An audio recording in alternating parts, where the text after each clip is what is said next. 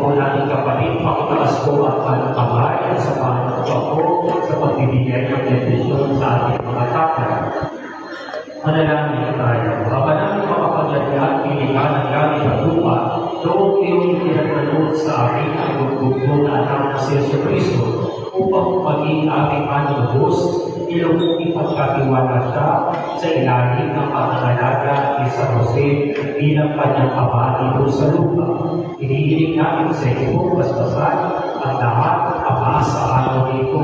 Pagkalupag ito sila at sila sa iyong banal na Espiritu upang kanilang pahalin ang itatapatan at ang pagbuyo ng rikot na siyada ang kanilang mga pamilya at upang sila ay pagkikiwaran ng mabuting pagbuhay nila mga Kristiyano.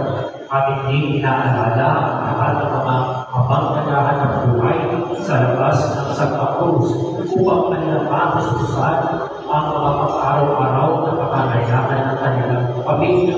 Nanatili naman silang tapat sa iyong mga kautusan. Nanatili naman silang tapat sa kanilang mga sinutaang pananagutan sa sakramento ng kasal. At yan po sila sa mga huling sa kulang at karamdaman sa patakawan. Ito'y aming pinili sa pamamagitan ni Kristo kasama ng Espiritu Santo magpasawalan ng hanggan. Amen.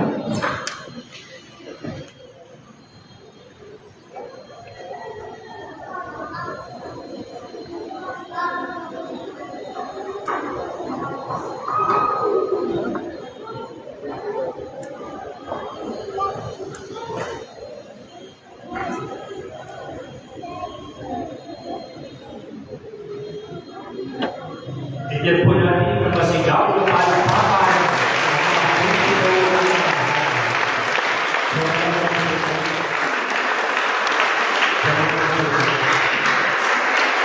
So, pag-uwi po, may libre masabi daw mula sa Ephesians. Anyway, maraming salamat po. Ipagdasal po rin natin yung mga ating tatay na nabayaman. The Lord be with you. With your spirit. May the Almighty God bless you, the Father, and the Son, and the Holy Spirit. Amen. As the Lord, go